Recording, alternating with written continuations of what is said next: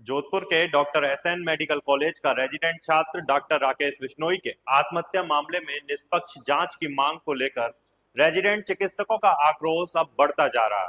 बुधवार को उन्होंने सांकेतिक रूप से 2 घंटे पेन डाउन हड़ताल कर अपना विरोध प्रकट किया। उन्होंने कहा कि यदि आज शाम तक प्रशासन उनकी मांगों पर ठोस कार्यवाही नहीं करता है तो शाम को बैठक के बाद अग्रिम रणनीति पर चर्चा की जाएगी।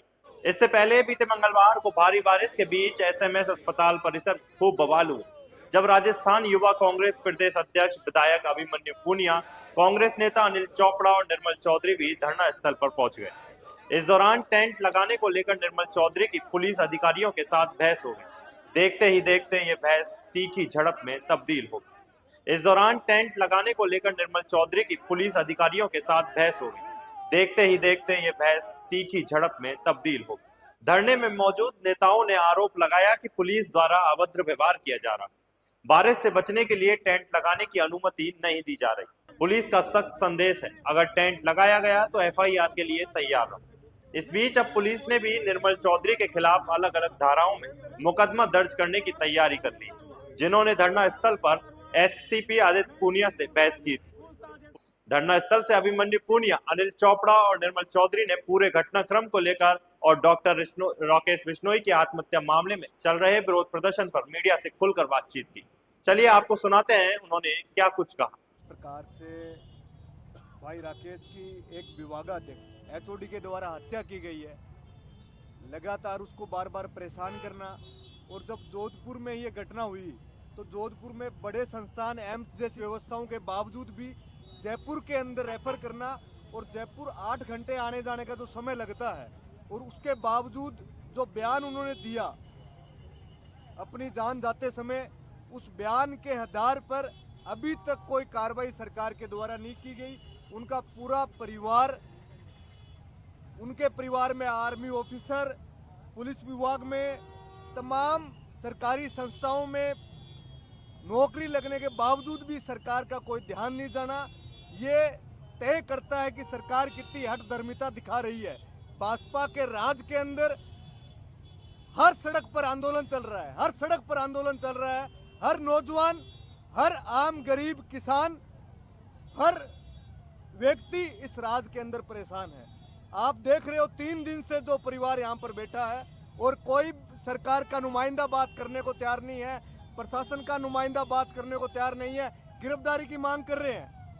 एफआईआर 10 घंटे के बाद होना, गिरफ्तार अभी तक नहीं होना, और जो बिंदु है कि उनको यहाँ पर रेफर किस लिए किया गया, ये जांच के बिंदु है।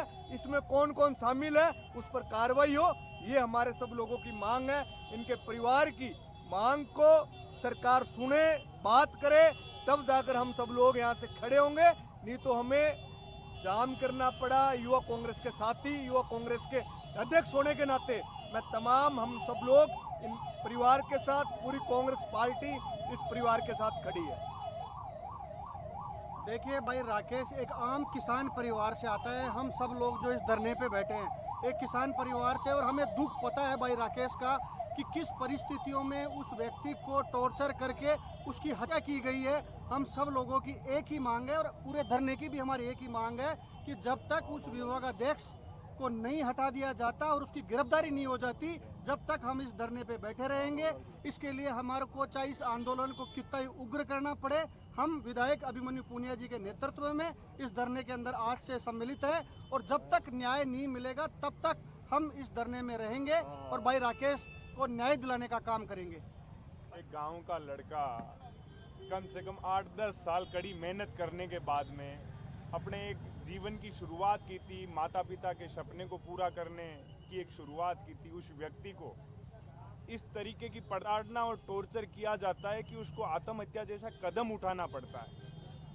अभी तक अपराधी को प्रशासन द्वारा ना अरेस्ट किया गया है और ना ही परिजनों से कोई पूछताछ कर रहे हैं। इनके समाधान के लिए सरकार अभी तक इतनी असंवेदनशील है कि ये आंधी तूफान बारिश में भी यहाँ धरने पे बैठे, सड़क पे बैठे हैं, लेकिन इन लोगों की कोई सुध लेने के लिए भी नहीं आ रहा है। एक इनके बड़े भाई हैं जो आर्मी में सेवा दे के आए हैं, आज उनका आरएस प्री क्लियर था, मेंस का एग्जाम था, वो आज धरने पे बैठे हैं। वो और उनका बेटा दोनों आज आरएस का एग्जाम देने वाले थे, लेकिन क्या इस दौरान, इस स्थिति के दौरान वो एग्जाम लिखने में सक्षम है?